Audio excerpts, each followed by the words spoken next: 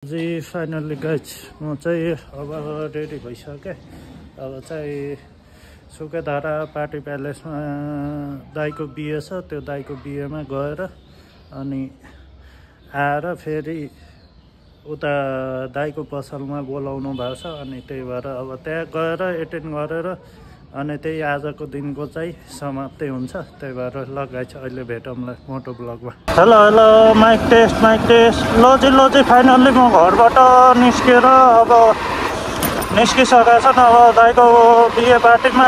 अनि त्यही भएर अहिले चाहिँ अब रोड पुरै खाली नै छ क्या। अहिले पानी परेर अघिसम्म यस्तो बवाल भइरहेको थियो कि पानीले सब डुबायो के। अहिले पनि बच्चा बच्चीहरू खेलिराख्नु भएको छ होली चाहिँ। अझैसम्म पनि मेरो त होली सकिसक्यो भने अब जाँदैछु। मेन होली बाँकी छ सुकेधारा पार्टी प्यालेसमा। अनि त्यही भएर पानीले नि आज होली बिगारेको हो क्या बब्बाला तरिकाले भने।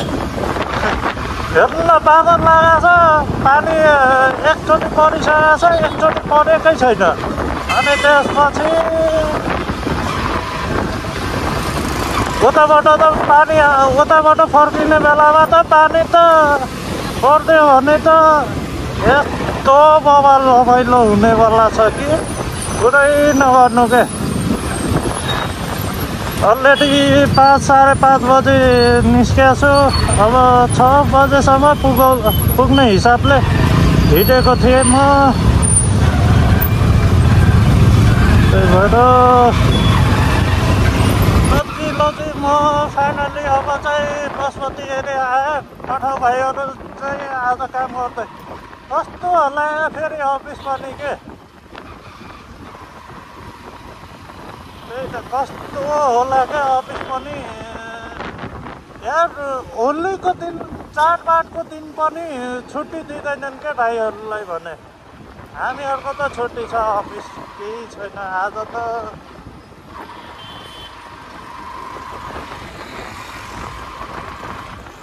जी फाइनली केटाहरू देख्यो। त्यही भएर ओहो नमस्कार सर, नमस्कार। दाइ बब्बाल के छ? ओहो दिनेश सर नमस्कार। ओहो शुक्र सर।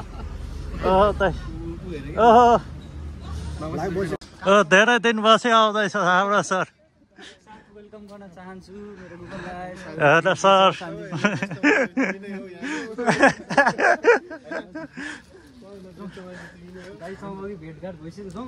अनि सर धेरै दिन पछि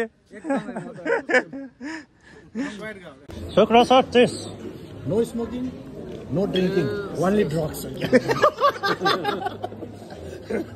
सान्तिनोमा हातै जाँदैन होइन।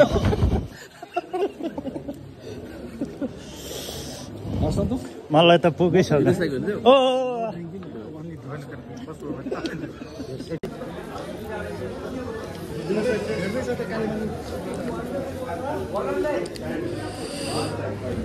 मुस्ताङे आलु पनि राम्रो बनाएको छ।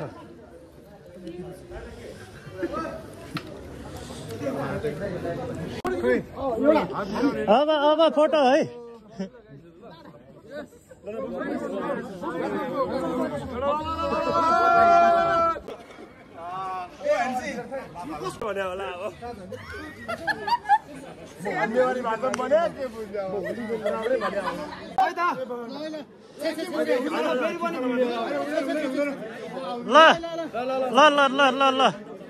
ल